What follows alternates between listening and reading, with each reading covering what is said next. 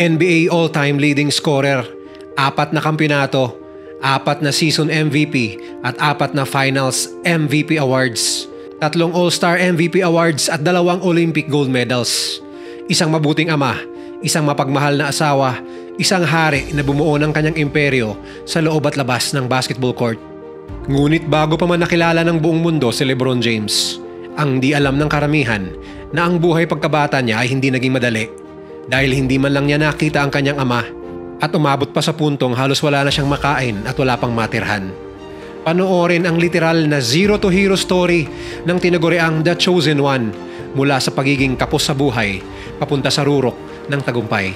Ito ang true story ni LeBron James. Mr. Goodbye!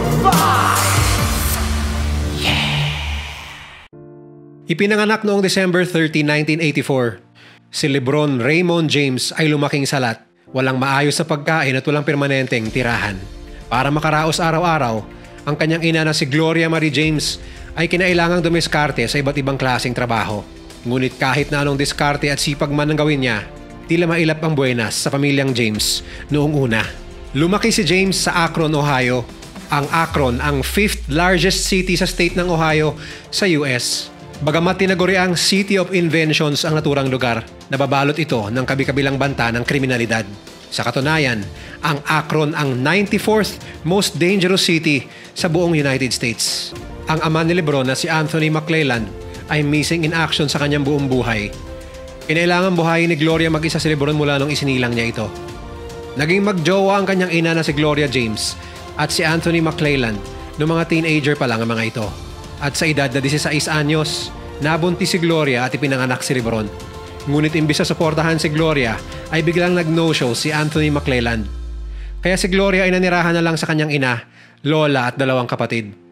Noong pumanaw ang kanyang nanay at lola, binuhay mag-isa ni Gloria ang nooy batang LeBron, pati ang 2 niyang kapatid. Hirap siyang bayaran ang upa ng bahay na tinitirhan nila kaya't palipat-lipat sila ng apartment noon, sa puntong natutulog na lang sila minsang mag-ina sa loob ng sasakyan. Si Anthony McClelland naman ay nagkaroon di umano ng karelasyon na ibang babae at noong 3 years old na si LeBron ay ipinanganak ang kanyang half-brother na si Aaron McClelland Gamble. Tulad ng dati, iniwan lang din ni Anthony ang babae at ang bata. Tila asong pangkasta lang pala ang trip nitong tatay ni LBJ. Titira lang tapos lalayas. Sa murang edad, iba't ibang pamilya na ang sinamahan ni LeBron upang makitira at makitulog habang ang kanyang ina ay naghahanap ng mapagkakakitaan sa kahit saan.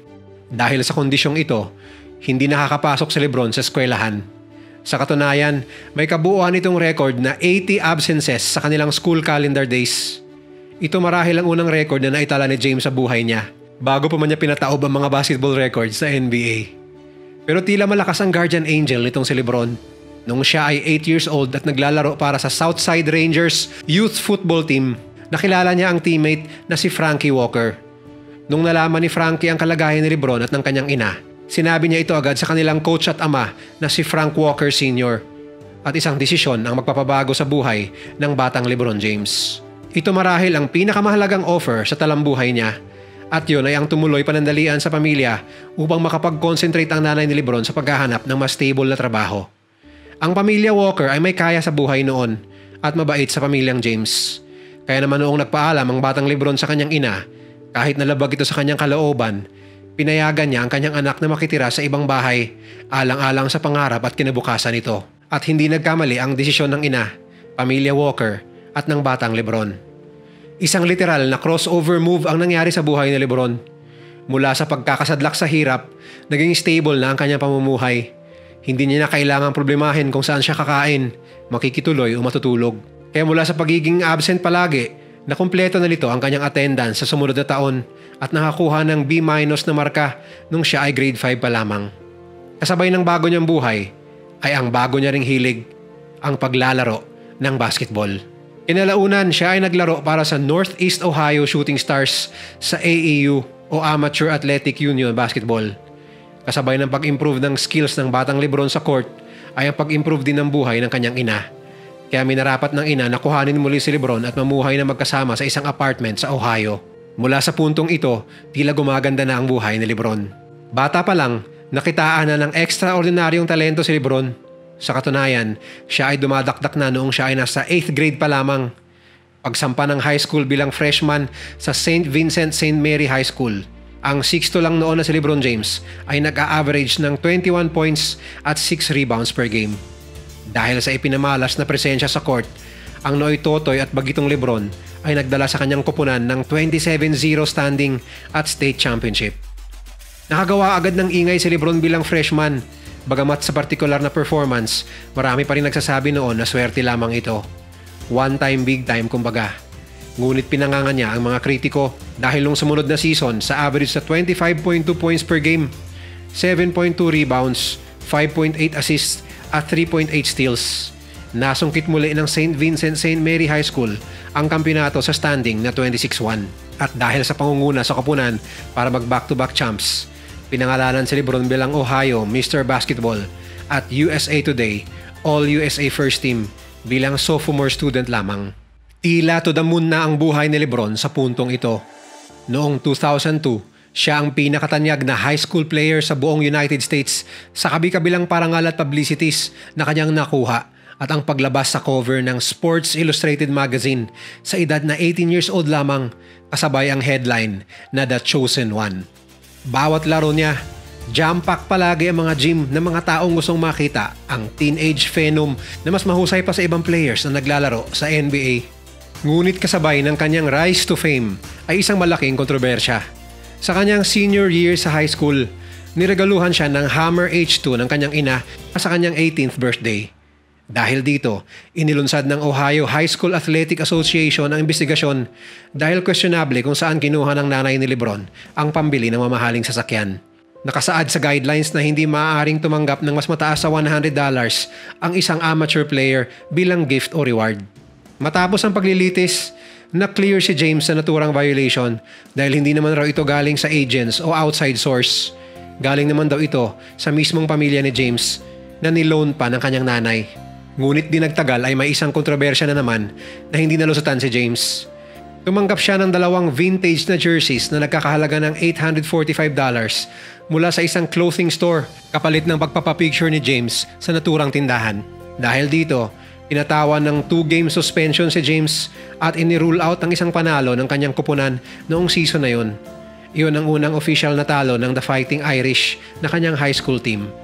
Pero sa kanyang pagbalik mula sa suspension, siya ay nakapagtala ng record-breaking 52 points at pinangunahan muli ang St. Vincent St. Mary's sa kampeonato. Ang kanyang 1 in a million performance at mga kontrobersya ang lalo pang nagpasikat at nagpataas ng value kay LeBron bilang isang NBA player. Sa katunayan noong 2003, inofera ng Reebok si LeBron ng kontrata na nagkakahalaga ng $10 million. Bilang isang high school student, gabundok na pera na yon. Malamang kung tayo ang inofera ng ganon, magkakandara pa na tayong maghanap ng ballpen para mapirmahan agad-agad. Ngunit dito pumasok ang mentality ni LeBron. Alam niya ang kanyang kakayahan, alam niya ang kanyang impluensya, alam niya ang kanyang value, kaya naman kagulat-gulat na dinecline niya ang offer na ito. Matapos lamang ang ilang araw, nag-offer muli ang Reebok kay James sa halagang $115 million o tumataginting na 6.2 billion pesos. Pero kahit na 10 times ang inilaki nito mula sa initial na offer, tinanggihan pa rin ito ni LeBron at tuluyang pumirma sa Nike sa halagang $87 million. Kahit na mas maliit ang halagang ito, para kay LeBron, mas nakita niya ang kanyang sarili na perfect fit para sa Nike. At dahil sa established na pangalan ng Nike, naiset ni LeBron ng mataas ang kanyang standards pagdating sa kanyang value. Isang napakatalinong financial move para sa nooy 18-year-old hotshot. Pagpatak ng June 2003, tila tadhana na pinili ng Cleveland Cavaliers si LeBron bilang first overall pick para sa NBA draft ng naturang taon. Ang Akron, kung saan siya lumaki, ay 40 minutes lang ang layo sa Cleveland, kaya ang Cavs ay maituturing na kanyang home team. Hindi pa nakatikim ng championship ang Cavs simula nung nagkaroon ito ng NBA team at si LeBron ang sinasabi nilang magiging savior ng franchise na ito. Ang kontratang yun ay nagkakahalaga ng $18 million. Meaning, wala pang isang minuto ng playing time si LeBron sa NBA. Nakasecure na agad ito sa higit na $100 million at buhat ito ng publicity at hype na kanyang nakuha noong high school pa lamang. At sa kabila ng matinding pressure dahil sa laki ng expectation sa kanya, pinatunayan ni Lebron na sulit bawat sentimo na binayad sa kanya pagdating sa laruan. Ika nga ng iba, the hype is real. Sa kanyang unang taon, siya ay ginawaran kaagad ng NBA Rookie of the Year. Noong 2004 to 2005 season, isang taon lamang matapos na siya ay madraft, napasali na agad si James sa NBA All-Star Game. Ang phenomenal at influential presence ni James ay naghatid sa kanya sa iba't ibang dako ng industriya sa labas ng basketball. Dahil sa pagsabog ng kanyang pangalan, siya ay naging brand ambassador ng iba't ibang companies tulad ng Coca-Cola, State Farm, Samsung, McDonald's at iba pa. Noong 2006-2007 season, consistent na pinatunayan ni James na siya ang the real deal. Lalo pa itong pinagtibay nung sinabi ni Steve Kerr na mala Jordan ang impact na dala niya sa liga. Sa naturang season, pinirmahan ni James ang 4-year maximum extension deal sa Cavs na nagkakahalaga ng $60 million. Talagang sulit ang bawat dolyar na ibinayad sa kanya dahil dinala niya ang Cavs sa NBA Finals sa edad na 22 years old pa lamang. Literal na binuhat niya ang buong kupunan sa average na 27.3 points per game na walang ibang kasamang superstar sa team na yon. Lalo niyang napatunayan sa Eastern Conference Finals kontra Detroit Pistons na hindi lang hype ang self-declared nickname niya na The King.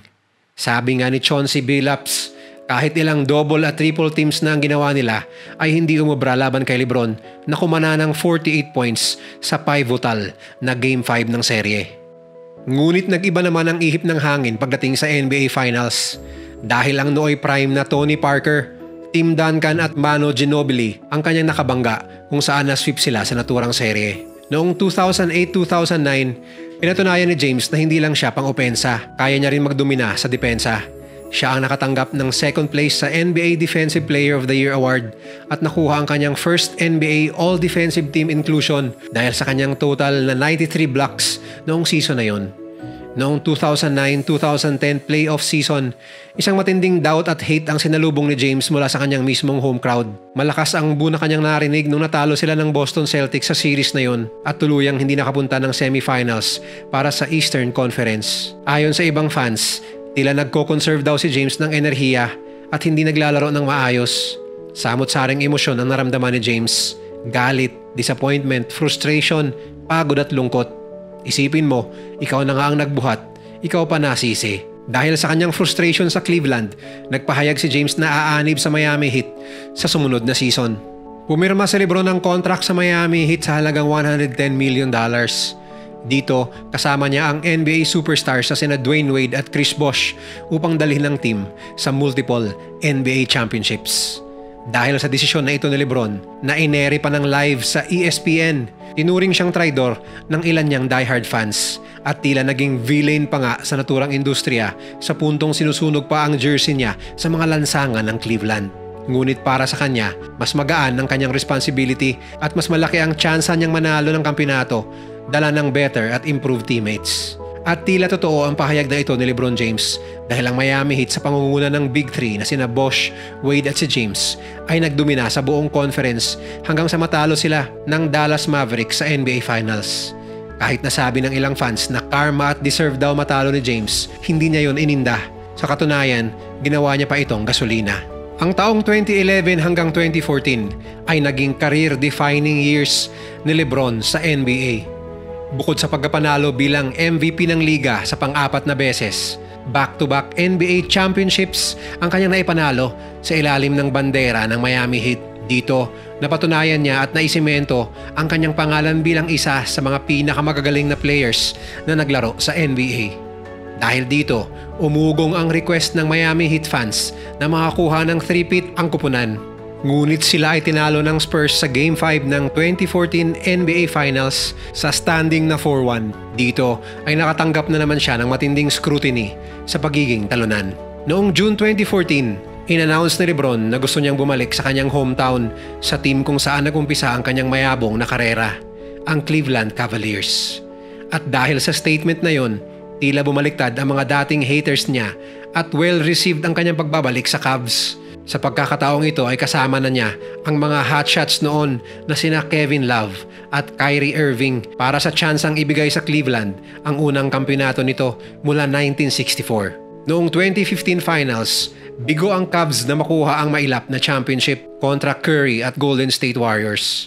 Ngunit noong 2016, nakuha nila ang kanilang unang championship sa pangunguna ni LeBron James sa standing na 4-3. Sa wakas, natupad din ni LeBron James ang kanyang promise na magbibigay ng kampyonato sa syudad ng Cleveland na matagal ng uhaw ng karangalan sa kahit anong sport. Sa taong ito, pumirma siya ng $100 million 3-year contract extension sa Cavs na naging pinakamalaki sa NBA noong panahong yun.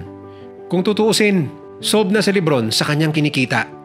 Ngunit para sa kanya, alam niya na hindi siya forever na maglalaro sa NBA.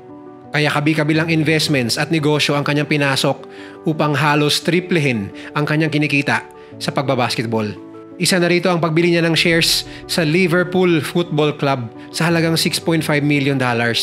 At hindi nagkamali si LeBron dahil lumobo ang value ng naturang team mula $480 million at naging $4.5 billion ngayong 2022. May shares siya sa maraming matagumpay na brands kagaya ng Beats by Dr. Dre at Blaze Pizza. Pumirma siya ng lifetime deal sa Nike na daan-daang milyong dolyar ang halaga. Bukod pa rito, si James ay mayroong mga stocks sa mga big-time companies kagaya ng Apple at Lyft. Hindi lamang yun, siya rin ay endorser ng AT&T, Pepsi at Kia. Pero hindi pa dyan nagtatapos ang lahat. Progresibo rin ang pag-iisip ni LBJ pagdating sa business. Kaya naman nag-venture din siya sa content creation, media at entertainment. Ilan sa kanyang mga likha ay ang Uninterrupted, The Shop at Spring Hill Production na nag-produce ng Space Jam 2 at HBO documentary na What's My Name. Siya rin ang isa sa mga producers ng Muhammad Ali at Netflix basketball movie na Hustle na pinangungunahan ni Adam Sandler. At nitong 2022, in-announce ng Forbes magazine na si LeBron ay isa ng bilyonaryo.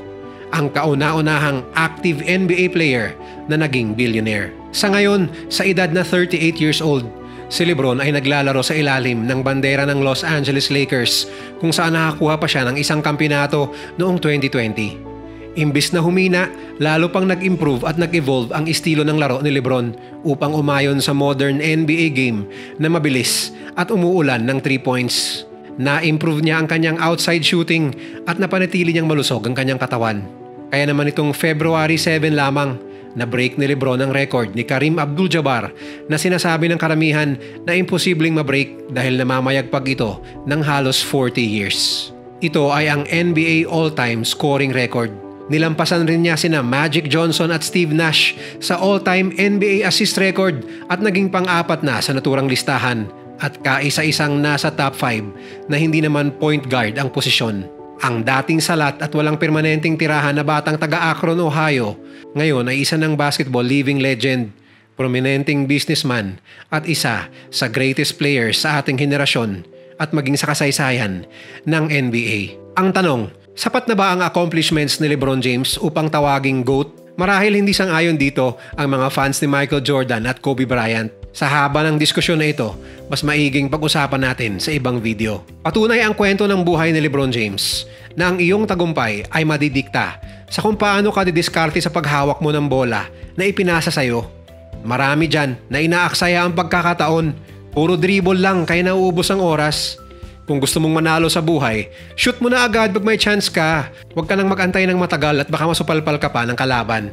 Kung sumablay man ang shoot mo, okay lang. Basta huwag ka lang mapagod rebound ng rebound hanggang sa makuha mong muli ang bola at subukang i-shoot uli. Ika nga ng mga Pinoy basketball fans, it's everyone's game. Bilog ang bola. Ngunit kung umabot na sa overtime at di ka pa rin nakakashoot, magpasab ka na kay coach. Kumuha ka ng pom-poms. Mag-split ka sa gitna ng court. Sabay cheer para sa team mo. Baka hindi ka talaga pang basketball idol. Pang cheerleader talaga ang beauty mo. Kung nag-enjoy ka sa video na ito, huwag kalimutang i-share sa iba at mag-subscribe ka na rin. Suportahan nyo rin ang dalawa ko pang channels, ang Mr. Good Vibes Food and Travel at Mr. Good Vibes Shorts 2.0. Huwag kalimutang panoorin yung mga videos na nasa kanan para lalo pang maubos ang oras mo.